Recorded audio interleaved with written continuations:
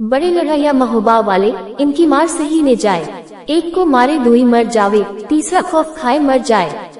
ये पंक्ति सुनते ही आपको समझ आ गया होगा कि आज हम बात करेंगे महोबा के दो महान शूरवीर योद्धा आल्हा उदल की।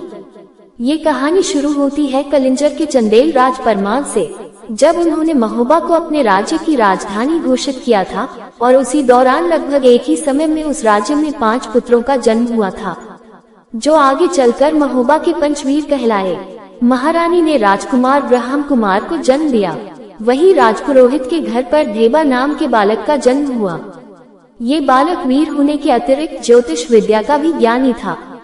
धेबा को परिभाषित करते हुए कहा गया है कि मीत विपत्तिया के धेबा है, ऐसो मीत मिलन को नहीं।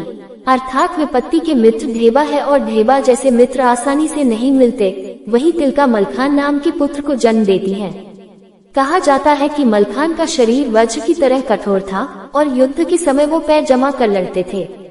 मलखान को परिभाषित करते हुए कहा गया है कि पाँव पिछाई दैन न जाने, जंघा टेक लड़े मलखान।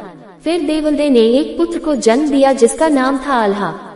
आल्हा के जन्म के बाद देवलदे पुनः गर्भवती हुई, परंतु उसी समय मांडोगढ़ के बघेल राजा ने महोबा पर आक्रमण कर दिया। ये वो आक्रमण था जिसने महोबा का इतिहास बदल दिया। इस युद्ध में मांडोगढ़ के राजा बघेल दक्षराज और वत्सराज को कैद कर लिया था। बघेल ने उन दोनों को मारकर उनका सर बरगद के वृक्ष पर टांग दिया था। फिर कुछ महीनों बाद उदल का जन्म होता है। कहते हैं कि जा दिन जन्म भवा उदल कए, धरती धसी अड़ाए हाथ। अर्थात जिस दिन उदल का जन्म हुआ उस दिन धरती ढाई हाथ धस गई थी। उदल के जन्म से देवलदे खुश नहीं थी, न ही उन्होंने उदल को पुत्र रूप में स्वीकार किया। इसलिए उदल का पालन पोषण मल्हना परमाल की पत्नी ने किया था। धर्म की माता है मलहने, जो उदल को लियो बचाए।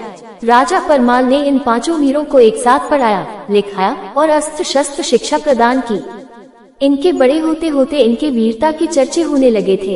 एक दिन जब परमाल सभी वीरों की प्रशंसा कर रहे थे, तब उदल का नाम आते ही उनका मामा माहिल उदल की निंदा करता है और उसकी वीरता पर प्रश्न चिन्ह लगा देता है, क्योंकि बाप का बैरी जो ना मारे, ओक मांस गिद्ध ना खाए।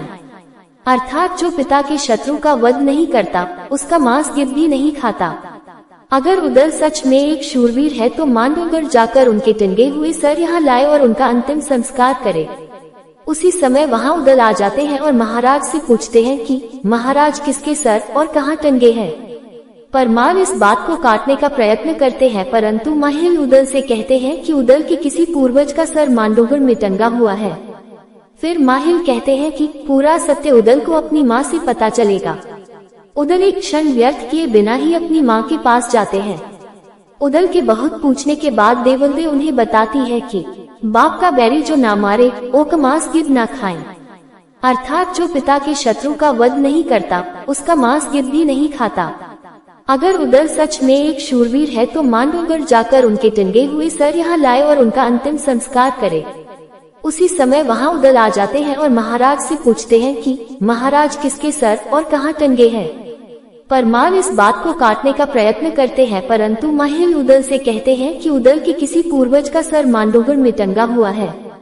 फिर माहिल कहते हैं कि पूरा सत्य उदल को अपनी माँ से पता चलेगा। उदल एक क्षण व्यर्थ किए बिना ही अपनी माँ के पास जाते हैं। उदल के बहुत पूछने के बाद देवलदे उन्हें बताती है कि उदल के पहले वार में ही कलिंगर घायल हो जाता है और युद्ध भूमि छोड़कर चला जाता है। ये देखकर उसी सेना का मनोबल टूटने लगता है, परंतु उसी क्षण सूरज आल्हा को ललकारता है कि सेना का रक्त बहाना व्यर्थ है, हम दोनों द्वंद्व युद्ध करते हैं और उसी से विजय पराजय का निर्णय हो जाएगा। आल्हा कहते हैं कि अगर मैं तुमसे लड़ा तो दुनिया मुझ पर हंसेगी कि आल्हा ने एक बच्चे को हरा दिया। तुम्हारे लिए तो मेरा भाई उदल ही काफी है। इसके बाद उदल और सूरज में द्वंद्व युद्ध आरंभ होता है। वो ऐसा युद्ध था कि रक्त से भूमि लाल हो